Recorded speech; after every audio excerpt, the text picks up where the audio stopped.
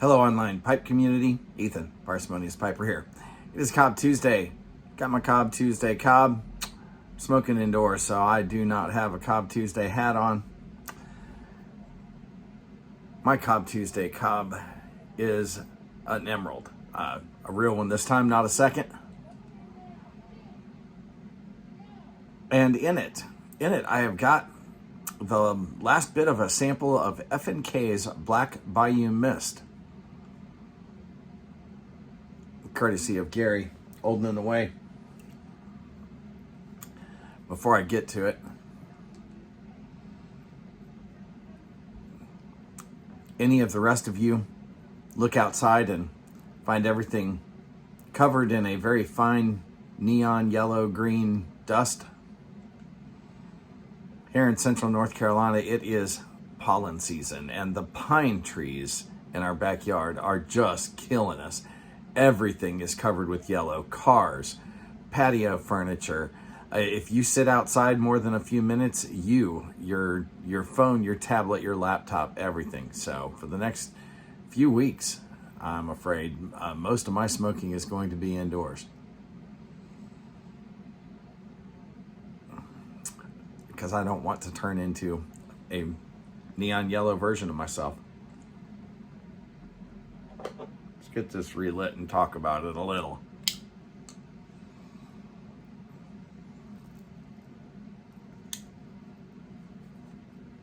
My Honest lighter, courtesy of Greg, Tunnel Take. Thank you, Greg. That has become my indoor lighter. So F&K's Black Bayou Mist. This is in English.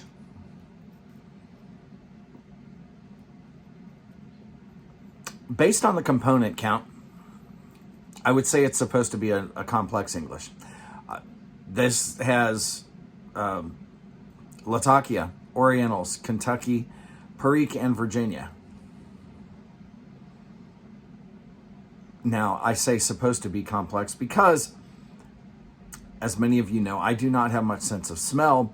This diminishes my sense of taste, which includes foods. I like overwhelmingly hot, spicy foods. I eat very hot Thai, Mexican, you name it, because the lower levels of heat, I can't even taste them. So no, it has nothing to do with being a stud. I have no sense of smell, so I have to have strong flavors. The same is true in my pipe tobaccos. What that typically means is that a blend that has more than a few components, the ones that tail off tend to get muddy for me. So for this, smoky, it definitely has a good portion of Latakia in it. Got that sour Oriental floral going on. So top two components, yes. After that, all I could say is that it's a medium to full bodied base.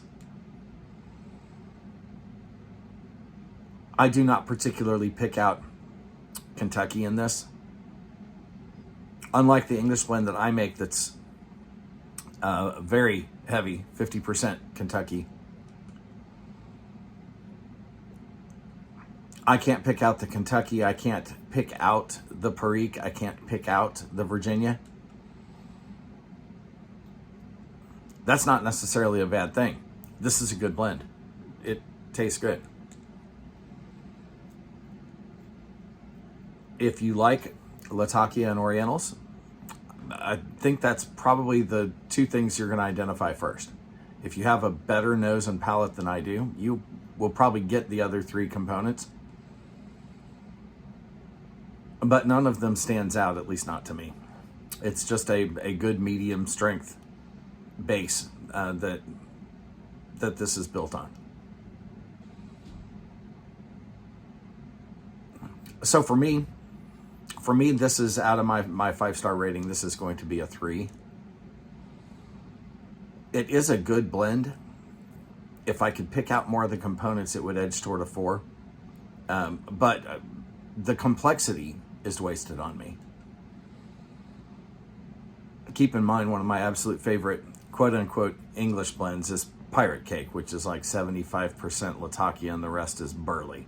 Those of you who are English aficionados will say that is not an English blend. That's just a Latakia delivery vehicle. Okay, fair enough, but I like it.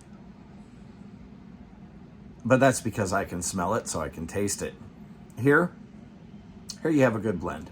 And some of you who like a medium or milder English, I think are really gonna enjoy this, especially if your palate can pick out the nuances of the other three components that I can't pick out.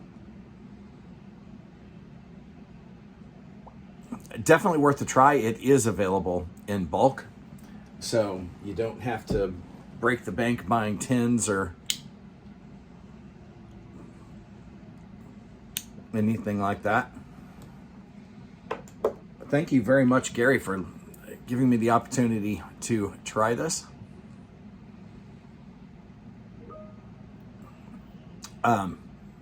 Maybe this will definitely stay on my list of things to revisit at some point in the future if my sense of smell ever improves.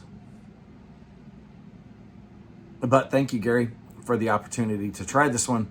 Folks, you really should, if you like a medium English and you want something that's available by the ounce, it's worth giving a shot. With that, I'll wrap this up.